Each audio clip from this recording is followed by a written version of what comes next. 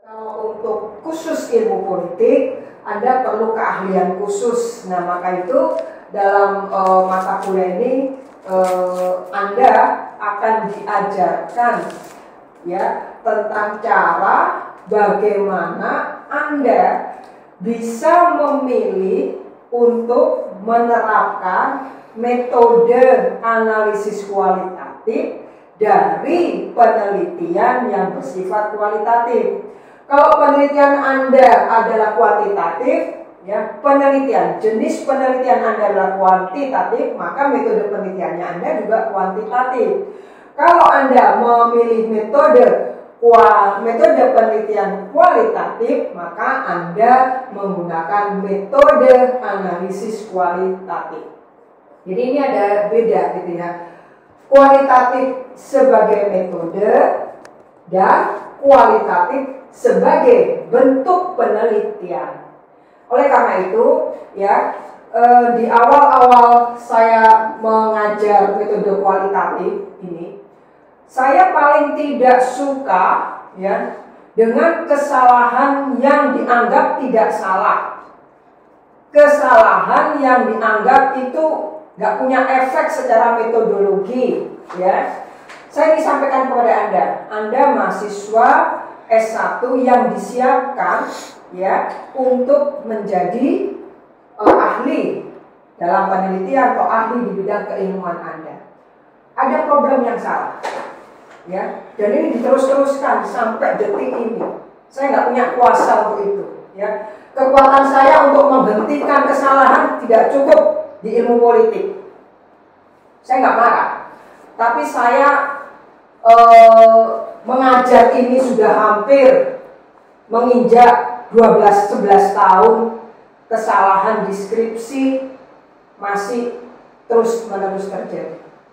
Anda tahu apa yang saya maksud? Ketika Anda sudah menuliskan studi kasus,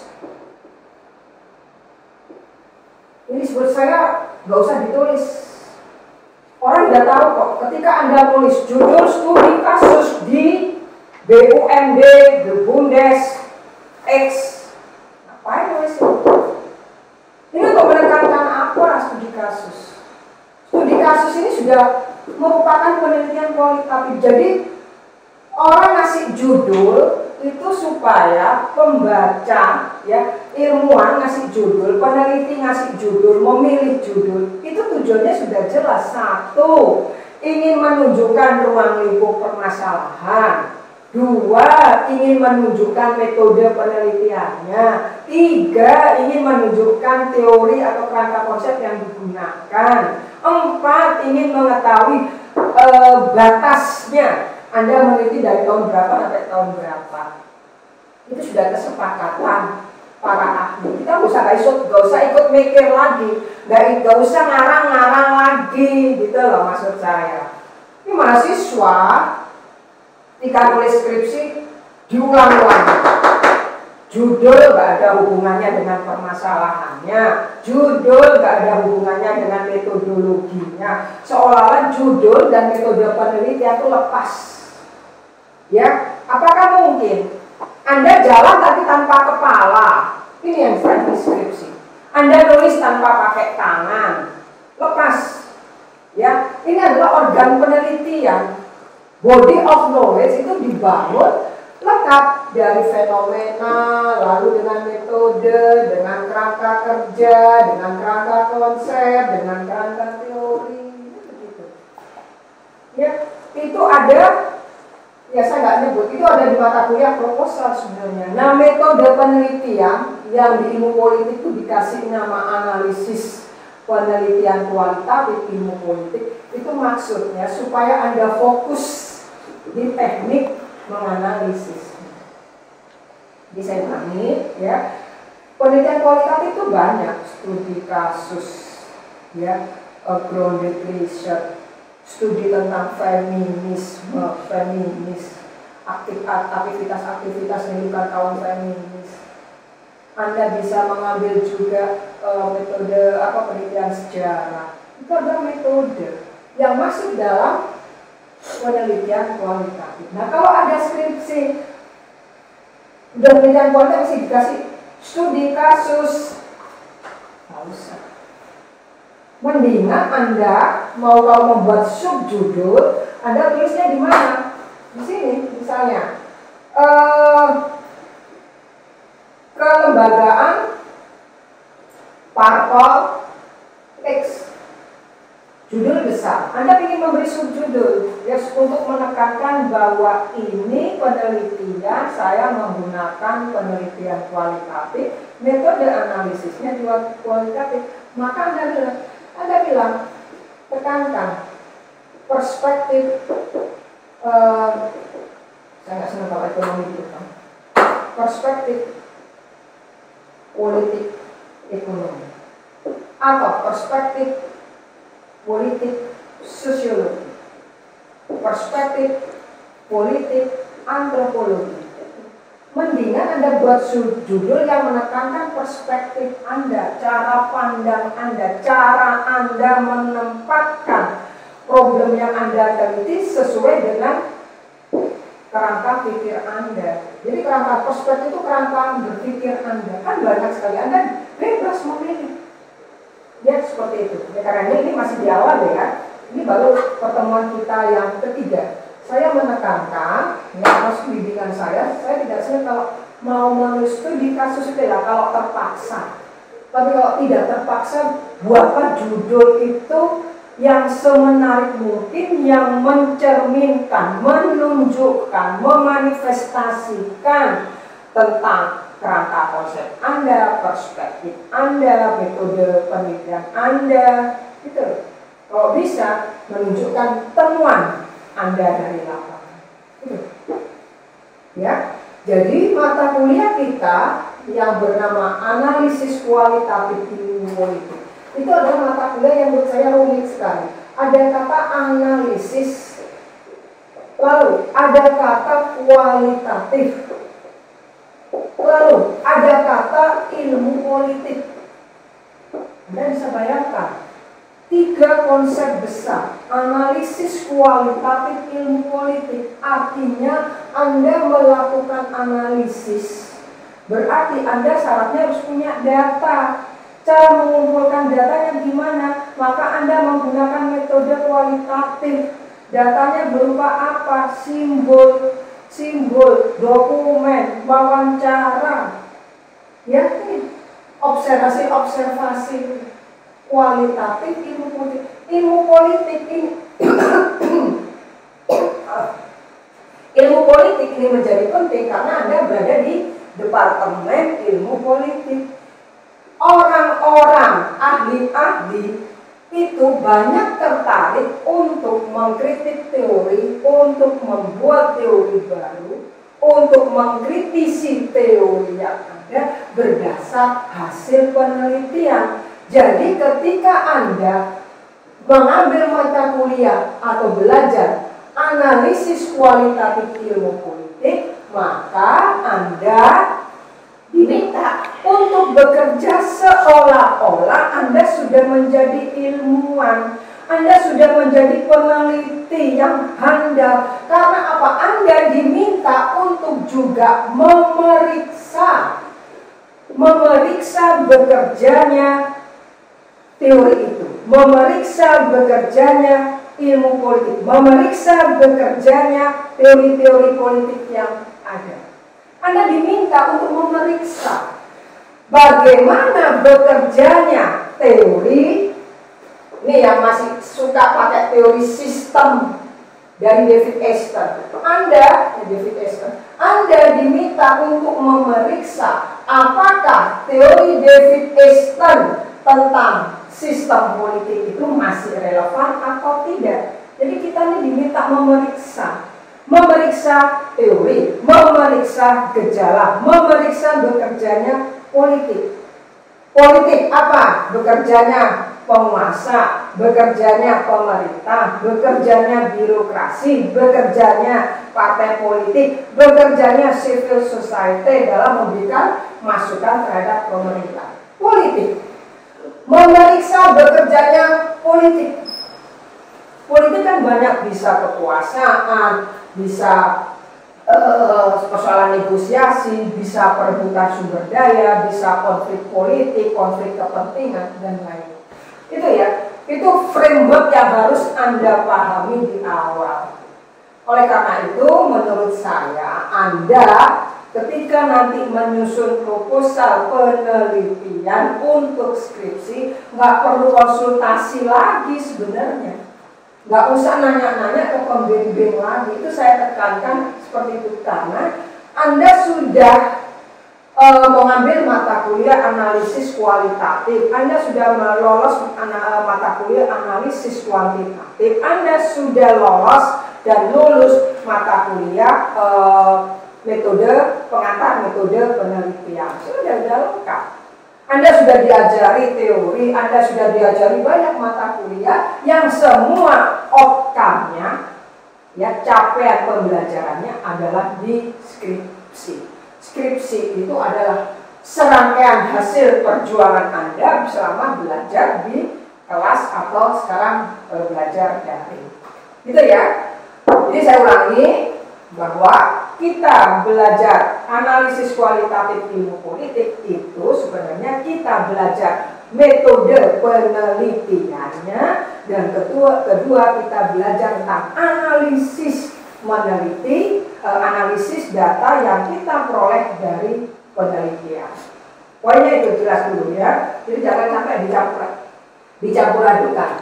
Jadi kalau Anda misalnya ditanya penelitian tentang perilaku pemilih dalam pemilu serentak 2019, Anda disuruh membuat proposal. Maka Anda harus menentukan kalau meneliti perilaku pemilih, apakah bisa menggunakan metode analisis kualitatif, yang pertama. Lalu yang kedua, apakah penelitiannya itu adalah kualitatif? Anda dihadapkan pada dua pilihan.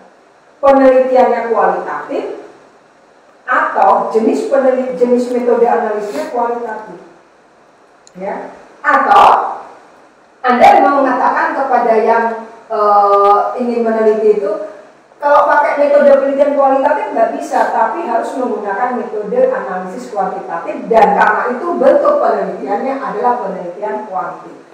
Jadi analisis kualitatif ilmu politik itu adalah satu sebagai metode, yang kedua sebagai bentuk penelitian. Jelas ya sampai di sini ya. Jadi Anda kalau sudah nanti atau sedang mengambil mata kuliah proposal, ini harus dibaca lagi. Kuliah saya harus ditengok lagi, ya. Jangan ditinggal, ya. Lalu Anda setelah lulus proposal, Anda menulis skripsi, lalu Anda bingungi lagi, ya. Di mata kuliah analisis kualitatif, menurut saya ini sudah cukup. Oke, ada pertanyaan? Kalau tidak ada, saya lanjut, ya. Tadi saya sudah mengenalkan kepada Anda bahwa kita belajar analisis kualitatif ilmu politik. Ada kata ilmunya, berarti kita mau periksa bagaimana dunia politik bekerja. Bagaimana dunia politik bekerja? Politik, definisi politik. Kalau Anda mau mengikuti pendekatan kelembagaan, ya, Anda memeriksanya di mana? Anda memeriksanya bagaimana parpol bekerja, bagaimana rekrutmen pengurus parpol, bagaimana keanggotaan, sistem keanggotaan dari parpol, bagaimana platform parpol itu dibuat, nah kan gitu. Jadi kalau pakai perspektif kelembagaan. Kalau Anda nggak suka sama parpol, ya birokrasi. Bagaimana rekrutmen birokrasi, mengapa birokrasi sering melakukan tindakan yang koruptif, gitu. Mengapa pemerintah menerapkan kebijakan appointee untuk merekrut birokrat dalam posisi-posisi kunci, kebijakan appointee. Kalau Anda nggak suka parpol, nggak suka birokrasi, Anda bisa melihat bagaimana CSO bekerja di Indonesia. Apakah dia adalah alat untuk mencapai demokrasi atau sebagai mesin demokrasi?